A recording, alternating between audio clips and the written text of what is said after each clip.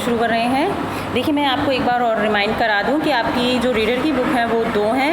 एक pact with the सन है जिसके मैं 4 लेसन आपको करा चुकी हूँ। आज हम हनी शुक्ल का लेसन 3 शुरू कर रहे हैं।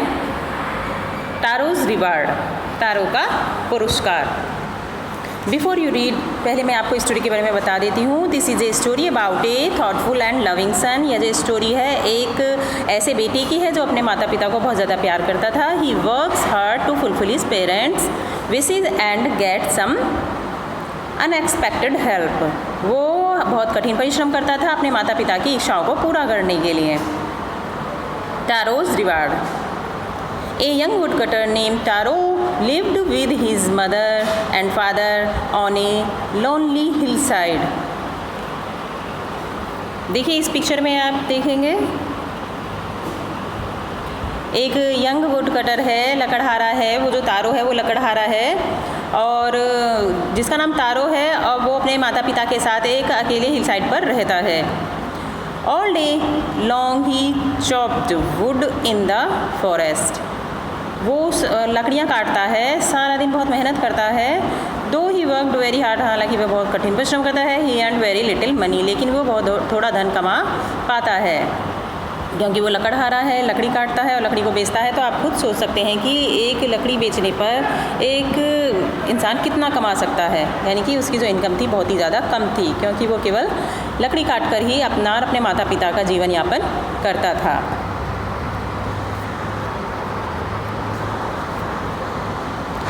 This made him sad. ये बात उसको बहुत ज़्यादा दुखी करती थी कि भी मैं सारा दिन मेहनत करता हूँ और इतना कम धन कमा पाता हूँ। For he was a thoughtful son and wanted to give his old parents everything they needed. लेकिन उसकी इच्छा ये रहती थी कि मैं जितना भी कमा पाता हूँ अपने माता पिता को वो सब कुछ दे पाऊँ जिनकी उन्हें आवश्यकता होती है। हमेशा उसके मन में ये भावना रहती थी। One evening when taro and his parents were sitting in A corner of their hut, a strong wind began to blow. It whistled through the cracks of the hut and everyone felt very cold. Suddenly Taro's father said, I wish I had a cup of shakes. It would warm me and do my old heart good.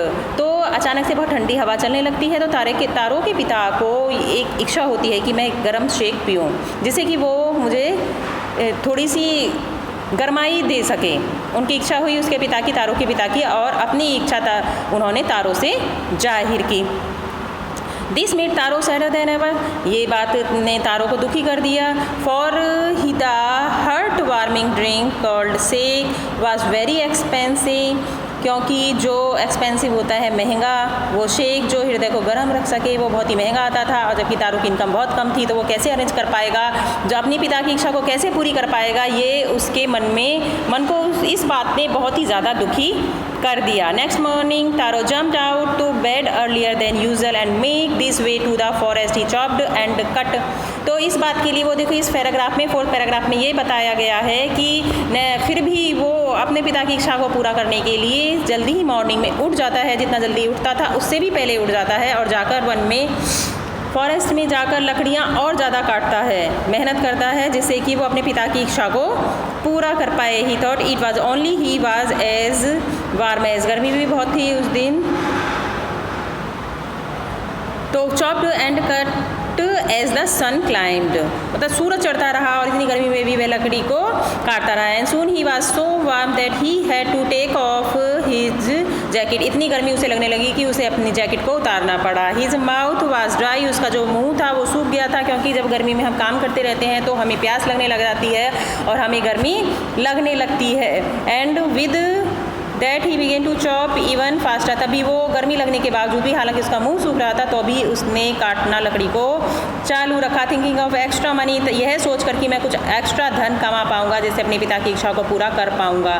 Then suddenly taro stopped chopping. अचानक ही तारो लकड़ी को काटना बंद कर देता है। That was that sound he heard. एक आवाज़ वह सुनता है। कुड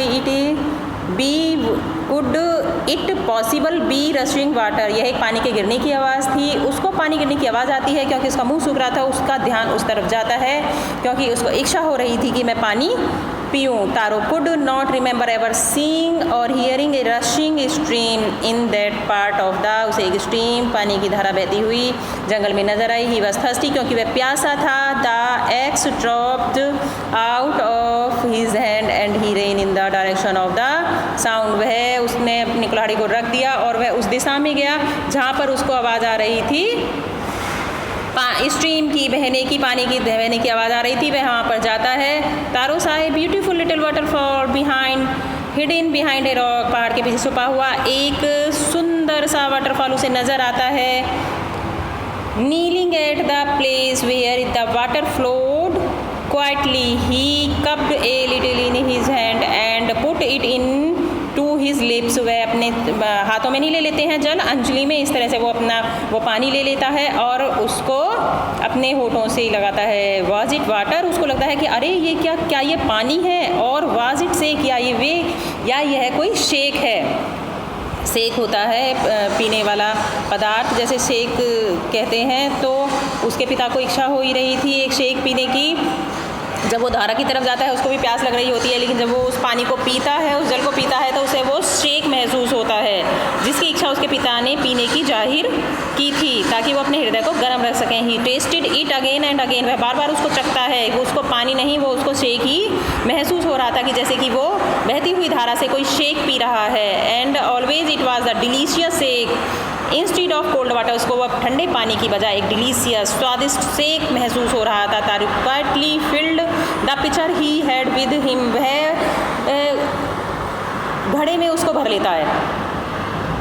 वो जो धारा से जल बह रहा था वो उसको शेक की तरह महसूस होता है और वो उसको घड़े में भर लेता है। घड़े में भर के वो अपने घर ले जाता है और घर ले जाकर अपने पड़ोसियों को भी 6-8 पैराग्राफ में हम यही पढ़ेंगे कि उसके पड़ोसी भी आ जाते हैं और उस शेक को वह अपने पड़ोसियों को भी पिलाता है। पड़ोसियों को भी पिलाता था, पड़ोसियों को भी वो शेक ही महसूस होता है और वो उसको बहुत स्वादिष्ट, उन सभी को वो शेक बहुत ही स्वादिष्ट लगता है। That evening there was a long processing of visitor of the woodcutters the waterfall and took a sip of the shake, एक शेक पीने के लिए बहुत ही ज़्यादा, मतलब नेबर जब उसके यहाँ पे पीते हैं तो वो सब बहुत ज़्यादा आश्चर्य महसूस करते हैं कि अरे पानी कैसा, वो स्टीम धारा तारो लेकर आया है, कहाँ से लेकर आया है, वो तो जल नहीं पूरा शेक ही है। और जब कोई ऐसी कोई अनोखी बात हो जाती है तो पड़ोसियों की भीड़ हमेशा ही लग जाती है और वो ये जानने की कोशिश करने लग जाते हैं कि आखिर ये कहाँ से लाया है, जहाँ से ये लाया है उस वहीं से भी हम भी लेकर आएंगे। Next morning Taro started for work even earlier than the morning before he worked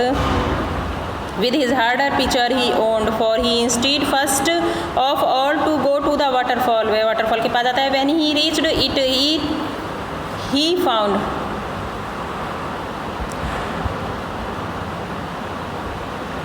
एक, अभी थोड़ा सा ऊपर पैराग्राफ में थोड़ा सा रह गया है, आपको बताना, मैं अभी बताती हूँ।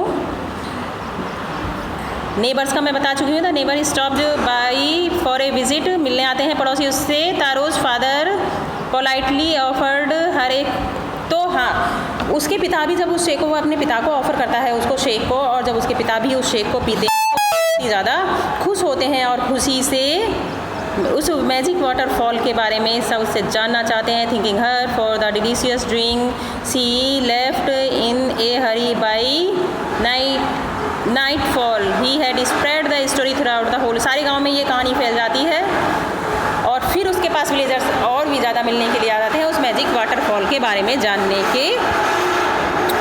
के लिए।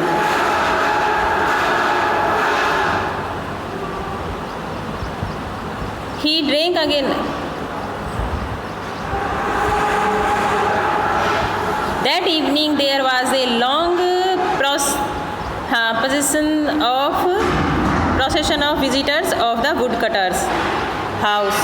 उसके घर में भीड़ लग जाती है। Each man heard the story of the waterfall, हर एक उसके वाटरफॉल की कहानी को सुन चुका था। And took a sip of the shake, और शेक के सिप को पीते हैं। In less than an hour the pitcher was empty, फिर जब सारे के सारे ही गांव वाले उसके पास आकर उसके शिप को पीते हैं तो वो less than an hour the pitcher was empty, जो घड़े में वो शेक भर कर लाया था वो खाली हो जाता है। Next morning Taro started for work earn even earlier than the morning before he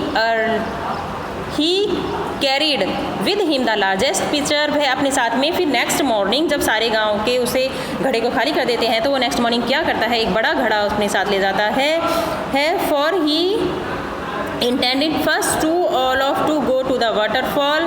When he reached, जैसे ही वो वाटरफॉल के पास जाता है, when he reached it he found to his great surprise all of the neighbor there. तो क्या होता है जब पड़ोसी उसके पास आकर उस शेक को पीते हैं और वो जानते हैं कि वो मैजिक वाटरफॉल उसका नाम कहने लगते हैं क्योंकि वो पानी की बजाय वो शेक महसूस हो रहा था, तो वो सारे गांव वाले भी जैसे ही नेक्स्ट मॉर्निंग जब वो तारो दोबारा उस स्ट्रीम के पास जाता है तो गांव वालों की भीड़ वहाँ पर लगे हुए देखता है।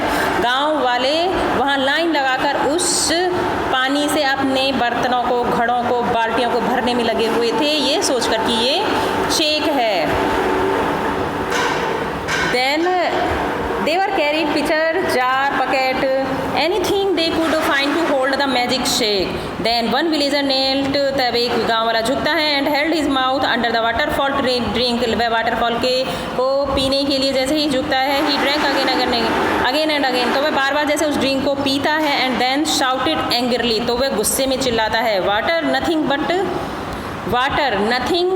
वाटर, कुछ नहीं केवल पानी है। अदर आल्सो ट्राइड, दूसरे भी एक पीने का पीते हैं उसको, but there was no shake only cold water. देखिए मैं आपको यहाँ पे बता दूँ, गांव वाले भी जब उसको देखकर, तारों को देखकर वहाँ पे जाकर मैजिक वाटरफॉल के पास जाकर भीड़ लगा लेते हैं कि वहाँ पे वो शेक मिलेगा, लेकिन गांव वालों को वो शेक नहीं मिलता है, उन्हें तो केवल वो पानी ही महसूस होता है। जैसा कि तारों भर कर लाया तो तारों का तो वो शेक हो जाता है, लेकिन गाँव वालों के लिए वो पानी ही रहता है। वी हैड बीन ट्रिक्ड, तो गांव वाले कहते हैं कि देखो यहाँ पे भीड़ लगी हुई है, वाटरफॉल के नीचे दिखाया गया है, सारे गांव वाले अपने घड़े, अपनी बाल्टीज, अपने जो ये पॉट्स वगैरह थे सब ये भरने के लिए लेकर आए हैं, लेकिन ये तारो जो है वो पेड़ के पीछे छिपा हुआ है और ये देख रहा है कि गांव वालों की भीड़ लगी हुई है और वो उसको भरने के लिए, लेकिन उनको वो पानी ही महसूस होता है। तो गांव वाले तारों के ऊपर गुस्सा करने लग जाते हैं कि उसने हमें पागल बनाया है, ये कोई मैजिक वाटरफॉल नहीं है, ये तो केवल ओनली पानी ही है, सादा पानी है जैसा कि और वाटरफॉल्स में होता है। वो गुस्से में बड़बड़ाने लग जाते हैं कि भाई तारों कहीं मिले तो हम उसे पीटेंगे, मारेंगे, उसने हमें पागल बनाया है। Muttering that anger and disappointed, अभी इसमें भी यही दिखाया गया है। The villagers left the place one by one, एक एक करके जब उन सबको वो पानी ही महसूस होता है तो वो उस जगह को छोड़ देते हैं और अपने अपने घर जाने लगते हैं और तारों के ऊपर गुस्सा करने लग जाते हैं कि तारों ने हमें पागल बनाया है, ये कोई मैजिक वाटरफॉल नहीं है, ये तो केवल पानी है। वाज इट ट्रू, लेकिन क्या ये सही था? ही वंडर्ड व्हिच, तारो सोचता है कि क्या ये वाकई में ही पानी है, कि ये कैसे हो सकता है, क्योंकि कल जब वो भर के ले गया था अपने पिक्चर को तो वो वाकई में शेक था और उसने सारे गांव वालों को भी पिलाया था।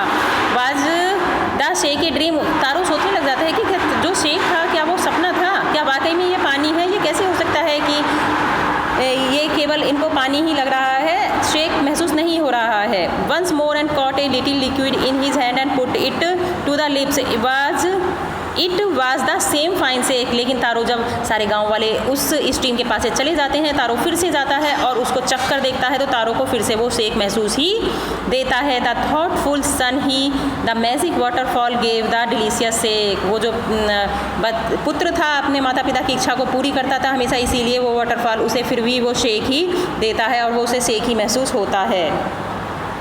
ये उसकी अच्छाई थी, उस अच्छाई की वजह से ही उसको वो शेक महसूस होता है और एवरीवन, प्रत्येक के लिए it was only cold water, क्योंकि और लोग स्वार्थी थे, स्वार्थ के कारण वहाँ उसको भरने जा रहे थे शेक समझकर, तो इसीलिए उनको केवल वो वाटर ही महसूस देता है। The story of taro and his magic waterfall reached emperor of the Japan, ये देखिए जो स्टोरी थी ये जापान की है, इसीलिए जब ये तारो के वाटरफॉल की जो कहानी है जापान के एम्परर यानी कि सम्राट के पास पहुंच जाती है मैजिक वाटरफॉल की।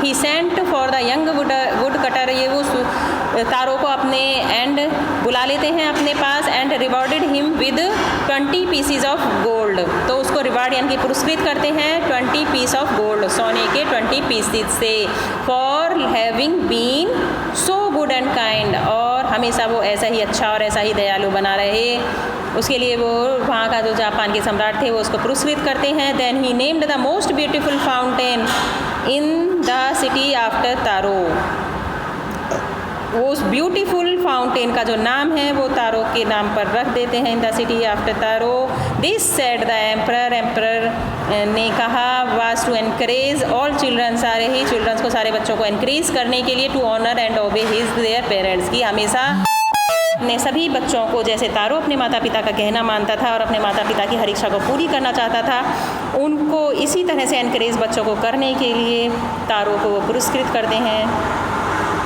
देखिए लास्ट में जो इस कहानी का जो स्टोरी का एक जो वो निकलता है सार, वो ये है कि तारो निस्वार्थ था और अपने माता पिता की इच्छा को पूरा करना चाहता था, इसलिए भगवान ने भी उसका साथ दिया। जो वो मैजिक वाटरफॉल तो नहीं था, सादा ही था, लेकिन क्योंकि तारो अपने माता पिता की इच्छा को पूरा करना चाहता था, वो बहुत ज़्यादा गरीब था, इसीलिए उसको वो शेक, पानी की जगह भगवान उसका शेक कर देते हैं। लेकिन जो गाँव वाले थे उनको वो पानी ही मिलता है, क्योंकि वो स्वार्थी थे और स्वार्थ में आकर ही वो उसको भरने गए थे। ओके स्टूडेंट्स, अब आप इसमें से 1 पेज राइटिंग करेंगे साफ